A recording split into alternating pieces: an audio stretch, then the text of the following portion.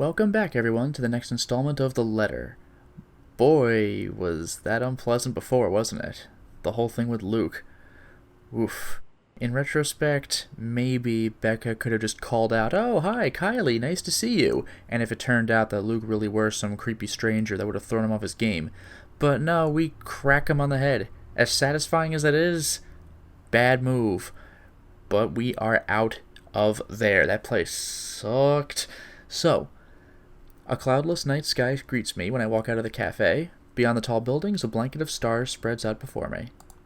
Isabella once told me that the best place to view it is someplace outside the city, away from the noise and the obtrusive lights. She'd seen it once in her mum's hometown and another time in the university she used to attend. Then she asked if it's possible to try it out here sometime. I agreed with her at the time, if only because she appeared excited at the mere prospect of it. We made those little plans along with Zachary and Ashton, though up until now we never got around to it. Even so, I find myself enjoying this, despite being told it's only half the experience. No, seriously, there are way more stars in the sky than you think. Little things, you know? Stuff you learn to appreciate when you're alone. Because at certain times you get to meet people who are unfortunately born with the innate talent to ruin the mood and the scene with their mere existence alone.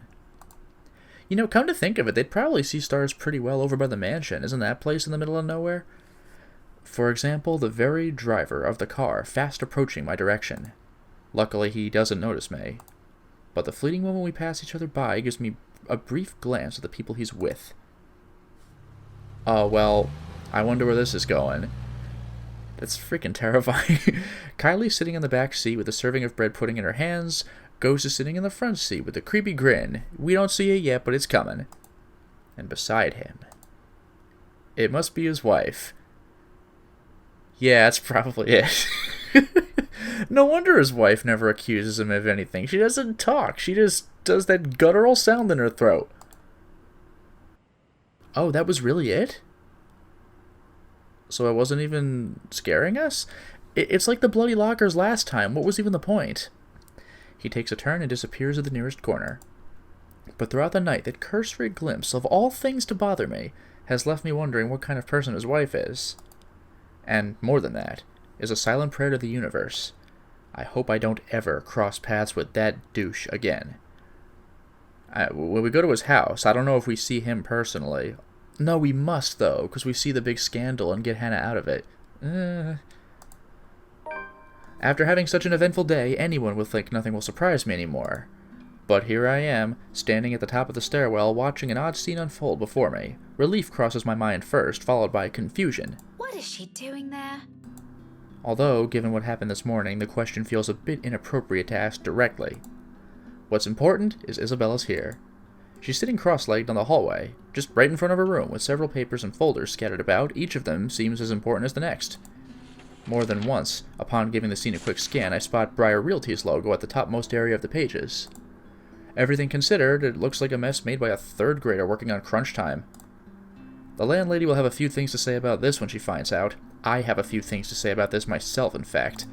But something in the calm, focused manner she holds herself in, at present, keeps me from disturbing her with that reminder. She's going through each paper with this intensity. Her brows are furrowed, lips in a tight line, both hands moving in precise movements as she shifts through each sheet.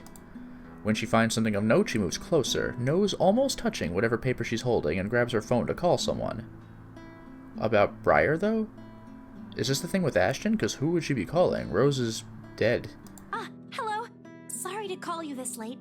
There's something I just want to confirm, if that's okay. I guess Hannah, then?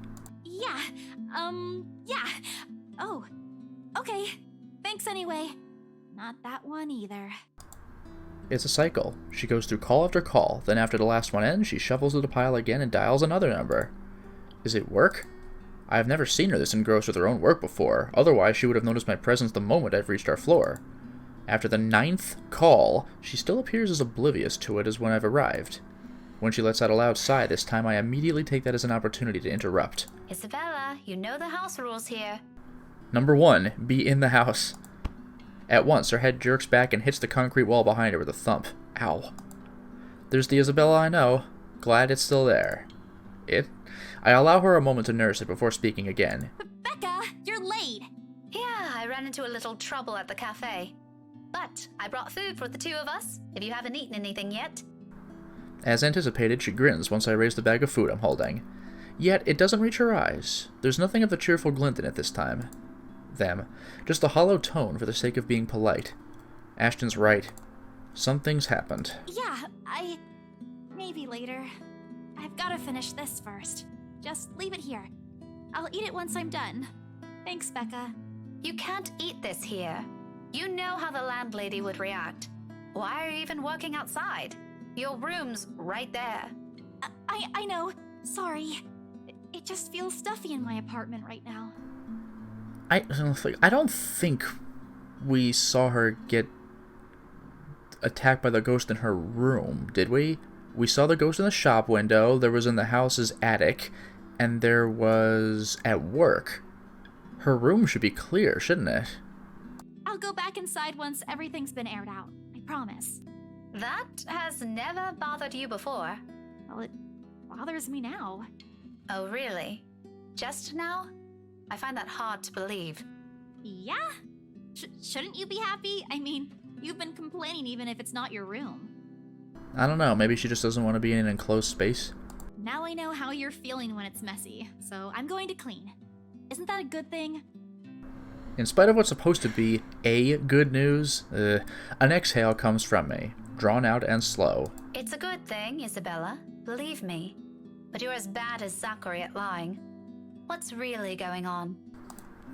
She hastily averts her eyes, a surefire indicator this is going to be one of those lengthy conversations that can possibly end with the other person angry. Again. It's one thing I like to avoid tonight at all costs. Still, I've made a promise to Ashton and Zachary. If she didn't talk to them, who else is she going to talk to? If she keeps this all to herself, who knows what might happen? Isabella, you can tell me. Is it about your family? A slight movement of her lips. Although a frown, it's a reaction, at least. I'm getting there. Rose? She merely shakes her head. Just a little more. Come on, I know something happened. I don't know if it's because of Rose, but I know it's related to her somehow. You weren't here when I visited this morning, and both Zachary and Ashton are worried about you. If you don't want to tell them, you can tell me. Does it have something to do with work? Office? If I didn't know her, I might have missed it. She shifts then, her fists clenching tight and teeth biting her lower lip, and there's fear. The look of terror in her is the last thing I expected to see out of everything. Her mouth trembles briefly before she opens it. When she finally voices it out, the words simply spill out of her mouth. One after another. All of it. True to what I've promised her, I listen. Because this is something she's been keeping to herself, even from the two most dependable people I know. The fact she chooses to tell me this speaks a lot to me. Becca, she was there again. Last night? In the office? Boss passed me all of Rose's lurk load yesterday. For the Ermengarde mansion. I had to stay late to finish them all. And then... when I was about to go home, I saw her. Now let me tell you, it's gonna piss me off if Becca denies this, considering she clearly saw a ghost once, and not very clearly saw it twice. I saw her again! She was standing in front of me again last night, Becca. I couldn't get away. She was blocking the door. If I hadn't hidden myself, even if I made the tiniest noise, if she found me, Becca, she almost did. If she saw me under my table, I think that would have been the end of it. I'm scared. I'm so scared I won't be able to do anything. By the end, her hands are trembling and her breathing comes out in rasping intervals. For a long moment, I let the silence stretch out between us, let her sobs fill it instead. But even as her soft whimpers die down minutes later, there's a heaviness hanging in the air. Not just from her, but also from me. From my exasperation over this whole matter, from my own frustrations over her stupid superstitions, when she could do us all a favor and grow a backbone. She may be young, but she's no longer that young. It's about time to put an end to this, even though we saw a ghost in our car. She can't keep going on like this. She's still got plenty of years to live out. And what if she goes home? What if we're no longer there to keep her fears in line with what's real? What would she do then? I'm more afraid for her, for what that kind of imagination will do to her, than of what some imaginary monster could, even though we saw one. But with the manner she's looking at me right now, there's an expectation in it, a hope and a plea sewn together. She wants me to believe her this time, even though I have no reason not to anymore. If it's like that, then what am I supposed to say now?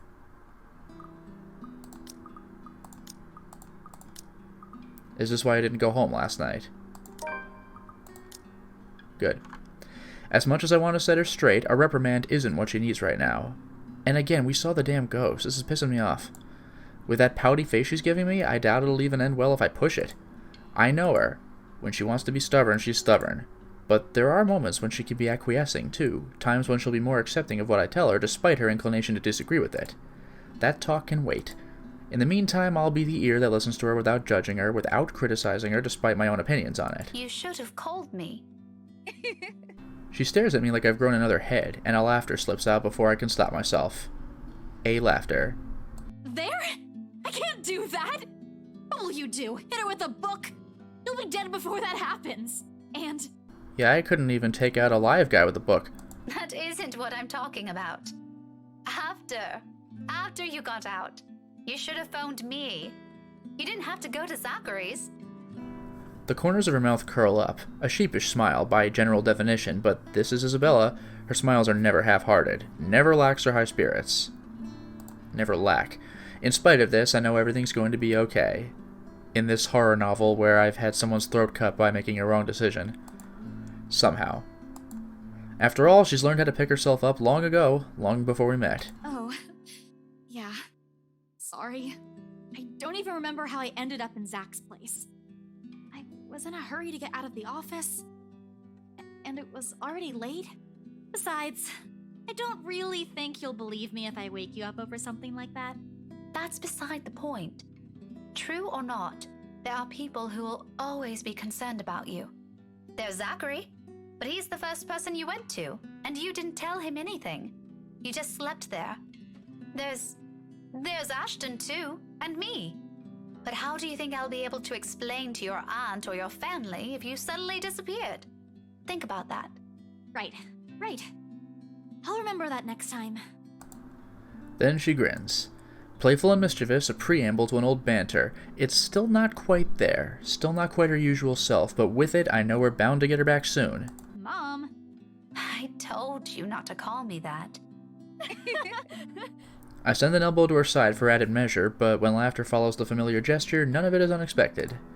This is what's comfortable. This is how we found an equal ground despite our stark differences. So for the moment, I accept things as they are. Afterwards, a hush stretches out before us. For Isabella, this is rare. This isn't her. Yet, in this moment, as she fiddles with the edge of another paper nearer, as she hugs her knees close to herself and lets a pensive expression linger on her, it feels strangely fitting. I would say linger on herself, as if this is where everything's supposed to lead to if we allowed it long ago. Seconds later, the moment is broken by the sound of a door easing open and a voice begging some little piece. Yeah. How many times have I told you girls not to loiter around the hallway? It's noisy. Some people here are trying to sleep. Quiet down or go do your talking inside. I'm pinning a memo to your door the next time this happens. Millennials. Piss off. Sorry, we won't do it again. You'd better. The door closes and Isabella starts gathering the mess she's made, carefully stacking them all on her arm. At a loss? Get out of here. At a loss for what to do, I help her pick them, and for the first time, I get a closer look at it. Them, it, what do you want from me? Completely unintentionally, of course. But it catches my attention nevertheless, and a confused frown makes its way to my face. Yeah, that's unreadable. Why is she looking through this? I look to her for an explanation, but she merely ignores the question in my eyes, takes the paper off my hands, and finishes cleaning up. The last paper she puts on top is a letter. The one she supposedly found in the mansion, and what's probably the root cause of this odd behavior. I shoot her a questioning look for that, too. But all she gives me is a smile. And in a halting tone so completely unlike her. Becca, I'll find a way out of this. You guys don't have to worry about me. Anyways, I should go. I'll see you later. Where are you going? Getting myself some food. Don't wait for me. Isabella walks away before I can stop her, before I can remind her I've brought food, enough for the two of us. She quickly disappears down the stairwell while I'm left standing in an empty hallway, holding 2 bags of takeout. One of them will go uneaten tonight. Just an innocent passing thought. One that I don't dwell much on as I head back to my room. What does that mean? Is someone dying? Only one will be eaten tonight. Little did I know how significant that thought would be. I ignore all of it in the same way I've assumed I won't ever encounter that douche again. Hard cut. His house. The brief lull the past 2 days has offered is nice while it lasted. Have offered. This is killing me here. Or as nice as it can get, with worries of Isabella's whereabouts creeping up to me every now and then. She hasn't showed up after that last talk we had in the hallway. Shown up, isn't it? And the dinner I've bought has since been given to a different neighbor, before it spoils. By all means, this shouldn't be anything to lose sleep over. She's gone on work trips before, usually for a day or two. This might simply be one of those, although it's often with a message saying exactly where. But it's the dour note she has ended our last chat with that gnaws. Like an ugly premonition. Maybe even a deadly one. And as expected, just as things start to settle and a steady rhythm finally worms its way back to my routine, Thursday morning brings further disturbance to the now calm waters.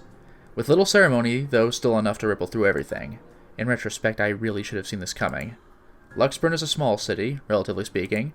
Compared to, say, London or Glasgow, it's nothing but a tiny mass of land boasting a mere population of 68,000. I would have said a population of merely, like a mere population of, but those numbers alone are nothing to scoff at when standing in a busy street. And if you pay close enough attention, faces taking the crosswalk or riding the subway will soon grow familiar.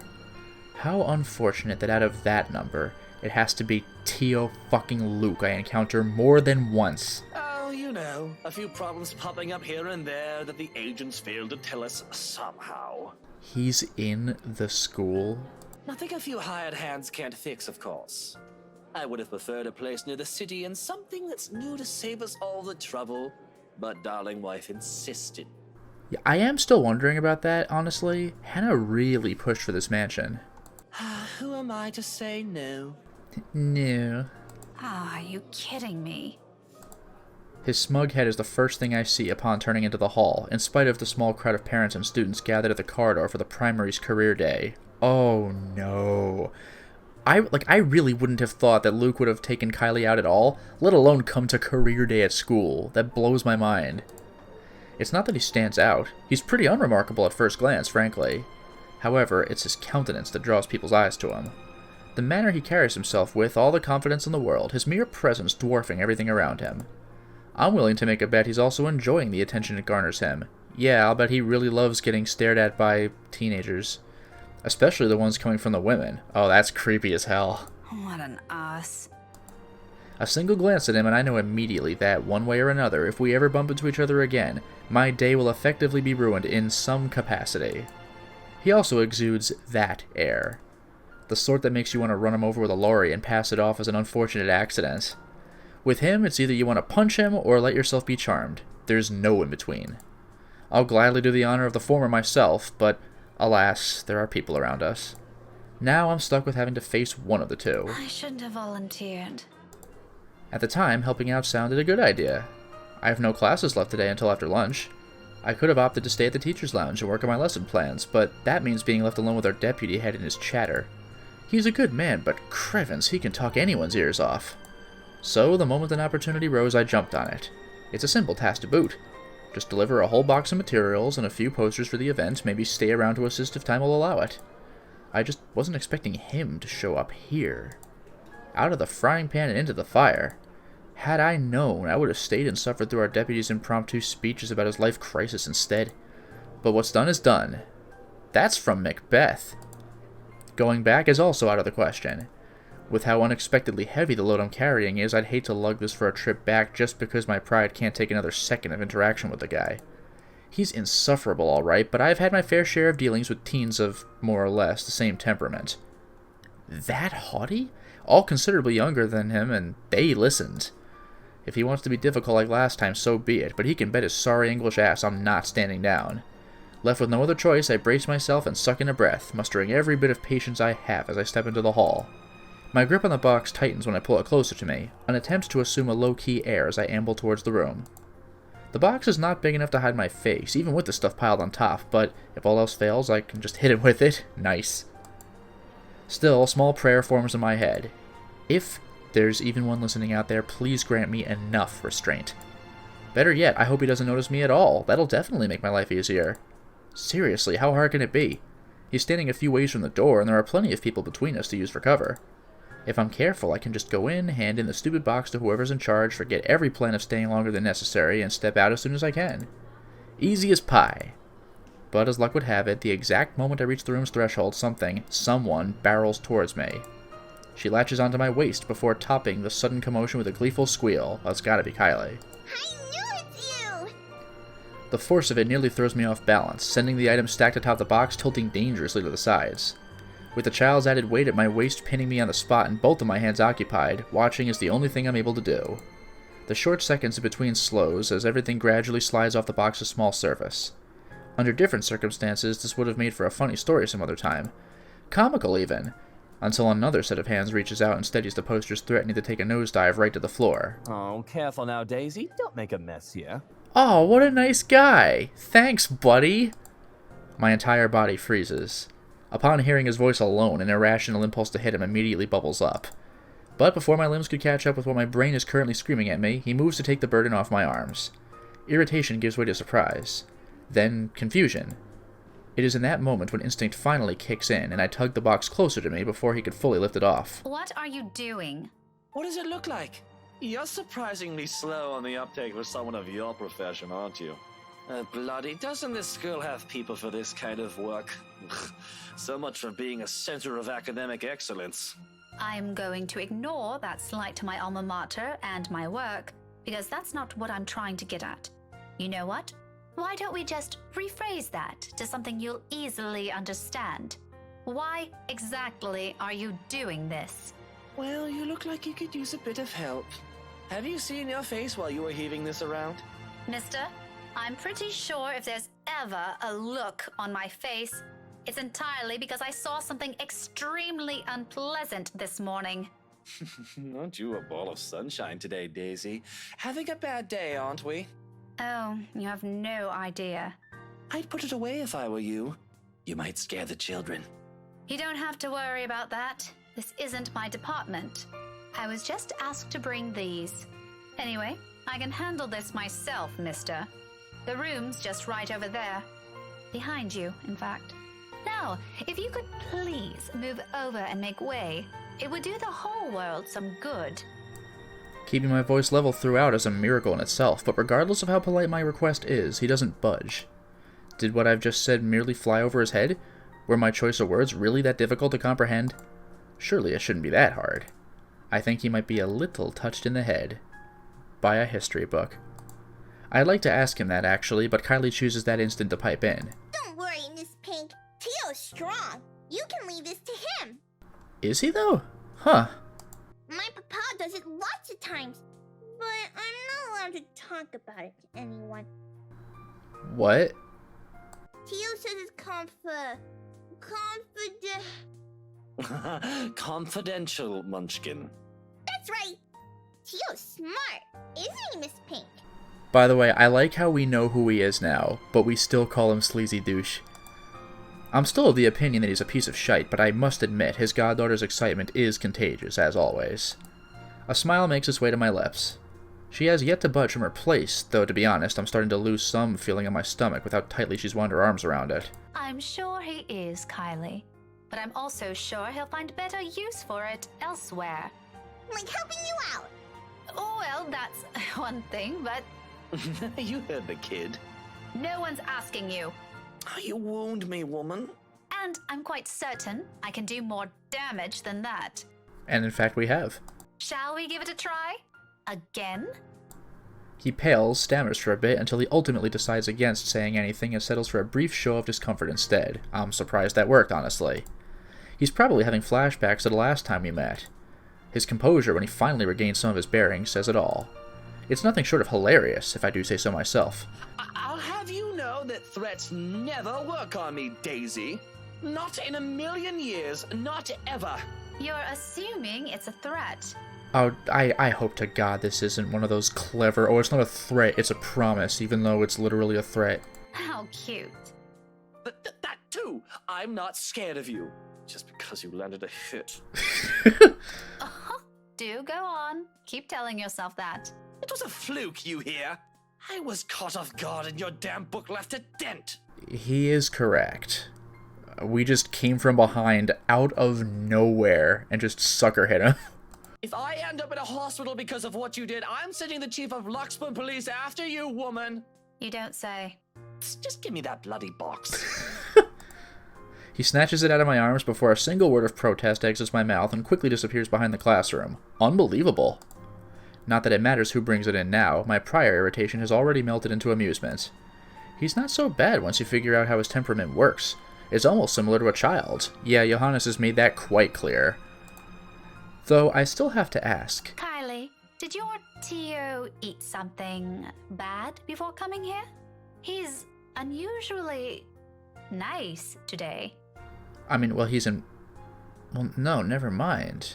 I was gonna say he's in public, but yesterday he was in public. Huh. A far-fetched idea, I know, but it's the only reason I could think of why this arsehole is suddenly acting like a decent human he's, quite frankly, far from being. First and foremost, we didn't end our last meeting on a good note. If I were him, I'd avoid the very person who put a dent on his skull, as he so aptly put it. Why is he acting friendly 2 days later? Oh, 2 days. He always is. But I made him promise to be extra nice to you since you helped me so much. Huh. I think you're gonna be great friends. Oh yeah. Such good friends, he'll personally invite me to his well, I'm already going. I quickly stomp on the urge to groan loudly or gag at that. He's the last person I'd ever want to be chummy with in this whole city, but Kylie doesn't need to know that. Are you sure it's not something he ate during breakfast? I gave him some jelly babies this morning. Really brought me lots of them. Mama said I should share, so I offered half of it to Tio when he picked me up. He likes the black ones. Oh, good. Those are the licorice ones, right? I can't stand those. You can have them, Luke. Oh, that's probably why he's weird. Jelly baby overdose. He could have done everyone a favor and choked on them while he's at it. Do you want some? I've got more. Yeah, you got any of the red ones? Yellow ones? I couldn't play Melody or Takako this morning, but I'm sure he'll be fine sharing some of it with you. No, I'm not really very fond of them. I was just asking. Oh, where's your mum, by the way? Out of town with Papa. An unexpected pang hits me at her words. The statement, though innocent enough, unearths a whole trunk of memories from childhood. So eerily familiar. Nights spent eating dinners alone, the number of days coming home to an empty house growing with each passing year, and sometimes several Christmas Eves spent with relatives instead of my own family. It's too late to think about it now, but when I remember, the dull ache is still there, familiar though lessened by the years now. Beside me, Kylie takes a step back, having gotten tired of clinging to me. There's nothing but cheer in her. She doesn't seem too affected by the fact. Although it makes me wonder how much of it is real, and how much is there to mask the loneliness. If there's even... one loneliness. Maybe any. What a lucky child. Weren't they informed of career day beforehand? Yeah, I told them all about it. Mama was looking forward to it. And they still left? Uh-huh. It's important business, so it can't be helped. They promised to tell me about it when they come back tomorrow, though. Papa said he'll give me a gift if I behave. I've been a good girl, right, Miss Pink? You always are. But they asked that they asked your Tio to look after you? For this? Just straight up. Nope, they didn't. No? Then how? It was supposed to be Tia. Mama likes her better than Tio, so she asked her, but she's sick and had to visit the doctor today. Wait, when did that come up? Oh, that's supposed to be a secret, by the way. Oh, but I think it's a bit confusing because Tio said she also went shopping. Yeah, if this is what I think it is, then she did go shopping. This was the excursion with Marianne and Zachary, where I chose to lower my relationship with her by showing her the creepy ghost pictures, because I'm hoping it'll pay off later. Like, damn, I shouldn't have doubted Zachary. I knew there was something going on. I'm hoping that was worth it. That's unfair.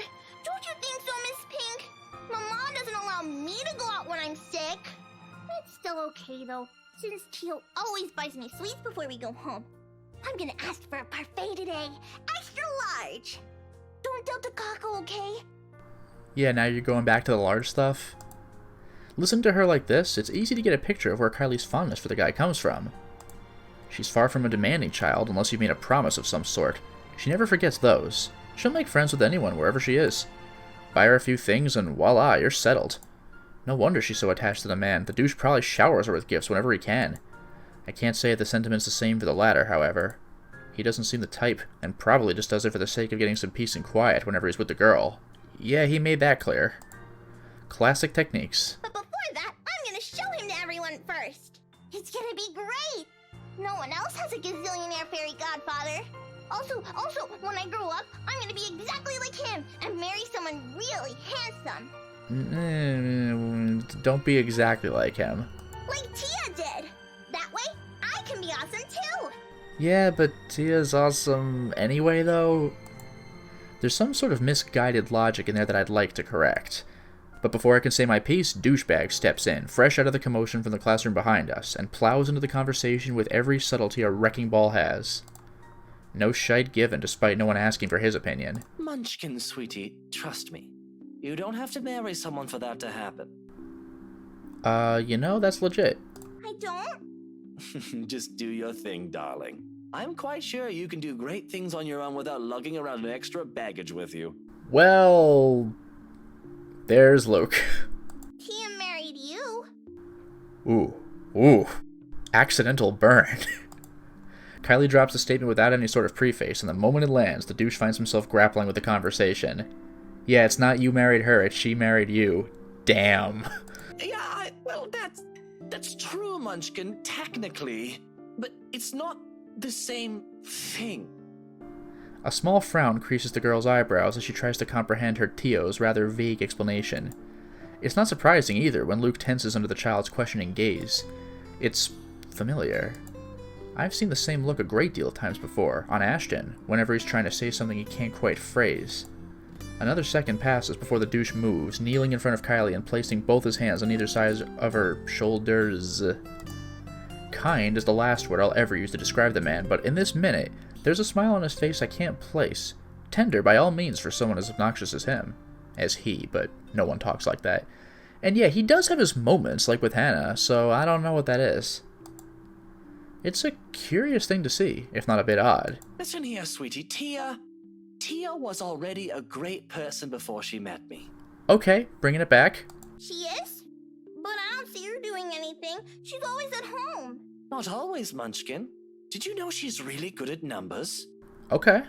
You're good with them too. You helped me with my homework once. I do love that kind of kiddie logic. Like, oh, you helped me with my 2nd or 3rd grade homework? Like, okay, well... Well, Tia's much, much better than me.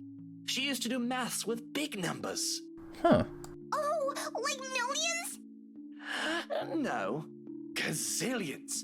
And she's really, really good at it. So much so that her dad let her manage anything that had to do with it.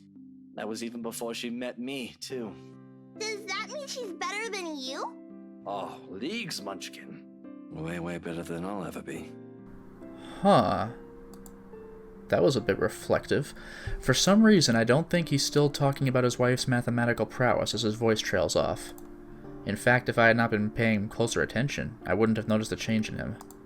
The slight shift in his smile from one that's tender to something wistful, like remembering a memory he has always been fond of but has often kept to himself.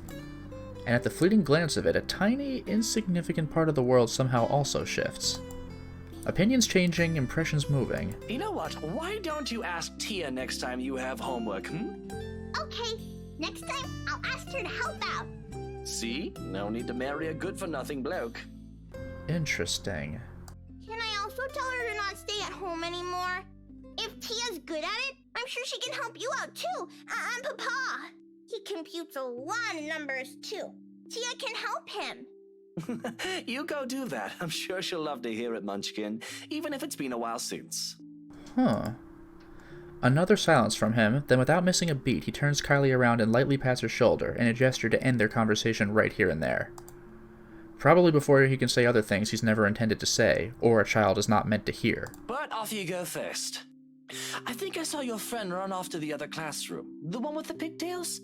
Go say hi to her. You still have those jelly babies to give her, yes? Alright! But wait for me, okay? I've got loads more to show you. They put up my drawing on the bulletin the other day. I'm gonna take you there later. I'll be back. She soon disappears behind the small crowd, none the wiser to the sudden change in mood around her. Luke straightens as soon as she's gone. The expression on his face grows less kind now that there's no one to treasure. Despite that, a chuckle still escapes me. His head quickly snaps at me, an accusing glare clear in his eyes. Although it's less threatening now, considering what I've witnessed earlier. Funny how one person's impression of someone can easily change with that minute detail. Why are you laughing like that? Don't mind me. I just saw something surprising today. Don't let it bother you. You know, putting it like that won't make me any less inclined to ask. What is it, woman? If this is another one of your threats, I've already told you it isn't going to work on me. That good teacher act isn't going to fool anyone. Fool? Oh man, this guy really just lets the smugness just drip off of him. What makes you think it has to do with you? I could have just remembered something funny. Not everything in this world revolves around you, mister. I am not daft, Daisy. It's on your face for all the world to see. Now, say it so we can be done with this stupid talk. I let out another laugh. More to delay than to express any sort of amusement over the matter. In truth, I don't know where to start. One wrong move, one wrong word, and I might offend the man. Speaking of which... you're good at handling her.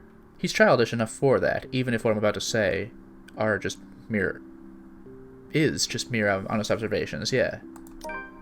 Ah, well. Oh, this is a plus for sure. Yeah. Regardless of how he reacts, it's not like it'll have an impact on anything between us. I have no plans of getting too friendly with the man, though he might have some good points. Emphasis on might. The best treatment I can hope myself to give him... that felt weird, is to stop thinking of him as a sleazy douche. Besides, after seeing that look on him, I figure someone like him can use a little compliment here and there. He probably doesn't get it much, considering how coarse his own language can get. Can't you act a wee bit polite for even a second of your life? It won't kill you. You'll easily get answers that way, you know? Instead of demanding things from people like a temperamental man-child. I'll be nice when I want to be, woman. Don't tell me what to do. And here I was just thinking how you're doing a brilliant job as Kylie's guardian. Was I mistaken? Was I mistaken? What? Sorry, I didn't catch that. Stop playing dumb. I hate to admit it, but you actually seem to be good with kids. Possibly even better than most of the teachers here. What do you know? I have expected him to just take it all in, bloat his ego more, and even brag about it. Yeah, but kids are a sensitive issue with them, it seems. Instead, what I get from him is a sound resembling a squawk. Oh, please tell me it wasn't the one we already heard. Do it again. Or maybe that's him choking on his own pride? I can't tell above the hubbub surrounding us. But when I glance at him, only a mortified expression is on his face. No. Oh, although I still like that delivery. No? You should be proud of yourself. At least there's this one good thing about you. Isn't that nice to hear? Pretty sure not a lot of compliments get thrown around about you, knowing how you are. There are a lot of good things about me, Daisy. My hair, for one. There's also my extraordinary good looks. Wax lyrical about those all you want. I'd be happy to hear it any day. Praise anything about me but that. Huh. What is so repulsive about it? Even Kylie likes you. Shouldn't that tell you anything about yourself? Kylie is one kid, not even my own. Trust me, you do not want to see me bring a spawn of my own into this world. It will be an abomination. That's interesting. Huh. Is that what you keep telling yourself? Maybe. Is it any of your business? No. But if I didn't know any better, I'd say this is because you yourself think you're a little piece of shite and somehow it'll pass on. It doesn't work like that, by the way. That last remark just came out. There might be a sliver of truth in it, but I shouldn't have phrased it like that. Even for my own standards of the kind of person I'm talking to, it's still quite rude. An apology is already at my throat, but the minute I open my mouth, all of what I've prepared myself to say dissipates. Lost in the moment in front of me. He has turned gaze outside, staring at some point past the buildings blocking the view of the sky, equally lost in his thoughts. He's a vexing man under so many standards. However, in this moment, the morning light streaming from the window lends his features a certain air. Softer, less severe than what he often flaunts. I might as well be looking at a different man. There's a tender note in his voice when he finds it, the words muttered under his breath, not intended for anyone but himself. Nevertheless, it reaches my ears, unintentional as it may be. You're right. She deserves someone far better than me. All that talk about self-worth makes some sense now. It isn't some profound knowledge he pulled out of his arse. It has come about because he's already been there, likely still stuck in the middle of it. Preaching about your own personal experience is easier after all. Less room for mistakes, more for a dose of self-loathing. What a complicated man. Just when you thought you've already figured him out, he does one thing and says the other. People like him are the most difficult to gauge, far harder to understand. Yet, it might be exactly for this reason why some are so easily charmed by him. It's the mystery that catches them, of wanting to find out what's underneath that bravado. I won't count myself among those yet. His winning personality isn't exactly my cup of tea. But sometimes, once you get a glimpse of what's beyond that machismo, empathizing with the man isn't such a steep hill to climb. If the comfortable silence we now share tells anything, that is. Perhaps this is as close to friendship as we can get. Several insults flung around with a few shared silences in between, and that's not exactly a bad thing. He's not exactly a bad guy either, despite the awkward start we've had. Maybe it's for this reason that I can't resist throwing in a little comment to lift his mood before leaving him. You know, Luke, you're not such a bad person. Is that supposed to make me feel better? I'm touched, Daisy. Take it how you will, but a little attitude change would help. A lot. Bollocks. Right, of course. Let me know when you're done with your lecture, ma'am. And you can probably start by not leaving your wife out while you're having some quality time with your goddaughter. Who knows? Maybe that'll help change how the child sees her. Where did you even get the idea I'm leaving my wife out? Have you ever even met? No, but I did see her with you two last time. His indifferent expression quickly dissolves into a confused scowl while I meet it with matching perplexity. It has only been 2 days, surely his memory isn't that bad.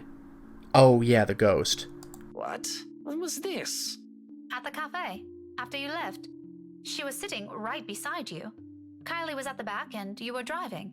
Daisy, are you sure you haven't accidentally hit yourself with your own book? Because that damn thing's quite big, and I'm really getting worried about you. It has only been a few days, and concussions can be dangerous. I suggest you have that checked. Well, you asked. I just answered. It's pretty rude to make her wait like that, by the way. How can I make her wait when she's not even with us? What? It was just Kylie and I that night. Me. Now you're just pulling my leg. Luke exhales long and drawn out, his impatience rapidly changing the companionable air around us. In the face of it, I tense. I've accidentally stepped into another minefield. Any chat I've had with him so far has been like this. Why this still surprises me escapes me, but above my worries of offending the man is my own bewilderment. I remember well enough what I saw that night, yet he says something completely different. Wifey was out with Kylie's mummy that night. She wasn't with us. How do you think I ended up on babysitting duty? But in the front seat. And Kylie's... Miss Big! Kylie's sobs reach my ears first, and then a familiar weight returns around my waist again. Hot tears seep through my blouse as she buries her face in it, her arms winding tightly around me. Luke and I briefly exchange worried glances, his own lips shut tight with concern. Her cries are soft enough to not attract much attention. Most of the visitors have been ushered inside the rooms by now anyway. Those that still linger, though, watch our little group with great interest and concern. If I don't get a better handle of the situation, I have a feeling Luke will start yelling at everyone soon. Kneeling, I gently pull the girl away from me, cupping her face and wiping away tears creating little trails in her cheeks. Her mouth is drawn in a miserable pout when she peers up at me. All right, Kylie. Calm down. What happened? It's my friend! That's a little too vague, Munchkin. Let her speak, Luke. Who is it, Kylie? Melody? Or was it the other one? Yeah. Did the two of you fight? She nods, then immediately clams up after, letting her sobs communicate the story instead, or as much as her shaking shoulders can tell me. Right behind me, Luke gives a nervous huff while he shifts on his feet. He must not be used to handling children crying. What a wuss. Sweetie, I won't be able to help you if you don't tell me what happened. Seconds pass before she responds again. The tears are already gone when she finally musters the strength to talk, her cries subsiding to mere sniffles. I wanted to give her the rest of the jelly babies, but she won't come out. Come out? Where? Where is she? In the little girl's room. Is she still there? Another nod. Is this gonna be a lore to a ghost encounter? She won't say what's wrong. I kept asking her, but she told me to go away. Career day's going to start soon. I saw the prizes Miss Alice will give us if we're good. She's gonna miss it. Is that what you told her? Yeah, she won't listen. She won't even take the jelly babies. After I saved it for her, too. She and Luke wanted to eat the red ones, but I told him it's not for him. Miss Pink, can you talk to her? Tell her to come out, and I'm really upset with her. Oh, we're gonna get spooked, aren't we? Ah. Just a little childish argument then. Times like this, I'm glad I teach teenagers mature enough for petty squabbles. Mature enough for petty squabbles? Wouldn't it be too mature for petty squabbles? I do love being around children and won't mind having one or two of my own in the future, but it takes a whole different level of patience to teach several of them. I honestly admire my colleagues who willingly took the challenge. Normally I'll leave this for their homeroom teachers to fix, but I can't just ignore the imploring look she shoots me. That's another weakness I'll have to steel myself against before I ever think of having one of my own. For now, I give in to it. Okay. Tell me where she is, sweetie. Sighing, I stand up and gesture for her to lead the way. Luke trails quietly behind us. Even with the small distance in between, his apprehension is palpable, understandably so. No one wants to be caught in the middle of a children's spat. But in the end, this is all just a part of my job. I can't just shy away from it, can I? Kylie escorts us to an adjacent hall. At this hour, the corridors and the rooms lining its sides are empty. Save for the gentle rustling of leaves, the twittering of birds outside, and the tapping of our foot against the floor, just 1 foot, the whole area stays eerily quiet. Not unusual, though. This is the part of the building reserved for club activities at the end of the school day, and with the rest of the school busy with another event, it's only natural for it to be this deserted. Come afternoon, right after class, it'll once again be filled with people. For the time being, I focus on the toilets at the far end, heading straight for the far end. Luke stays behind, opting to wait for the end of this drama instead, obviously not wanting to deal with another person's kid. Meanwhile, Kylie follows right after me, unusually silent as we approach the ladies' room. Sometime before we made the turn down the hallway, she has stopped sniffling and started singing a tune under her breath. London Bridge, I guess? London Bridge is Well, falling down, probably to brace or calm falling herself, down, or maybe this is her way of falling preparing to pull her friend out of her London sulk. Bridge is falling It certainly down, reminds me of another person. I make no remarks on it, however. It's all part of growing up, they say. Let her learn. The door is slightly ajar when we get to it, and from the inside, the sobs of a girl echo weakly, barely audible even in this kind of hush. Kylie's friend. Turns out Kylie's not the only one upset about this. Despite the situation, a smile forms on my lips as I call out to her friend. Hello? Hello there? You're Kylie's friend, aren't you? Melody, is it? She's looking for you. Children can be so amusing sometimes. Granted, they can be exasperating, especially around this age, but the endearing things about them outweigh those. All you need is enough level of patience. Career day's about to start, too. You'll have to come out, or you're going to be really late for it. Miss Alice won't be happy if one of her kids isn't there. I heard she brought little gifts for everyone who'll behave. Don't you want to receive one? However, her cries show no signs of abating. They only grow louder. Not close to a wail. Alarming regardless. Are you okay? From where I'm standing, it sounds almost like she's in some kind of pain, and it's not impossible. They do that at times, hiding what ails them for fear of a reprimand. If it's like that, coaxing her out might be useless. It also makes sense why she chose the loo furthest from their classroom. Farthest. Wasting no time, I gesture for Kylie to wait and amble towards the door, calmly, so I don't alarm her. At the same time, a distinct sense of déjà vu hits me. Yeah, the locker, of course. I've been in this position before. Behind the door with someone crying on the other side, my calls ignored as their cries grow into a wail. Just this past week, actually. Even so, being in the same situation before doesn't bring any comfort. I'm putting up for the child beside me. Is the thick undercurrent of worry trickling into my stomach? That read really weird.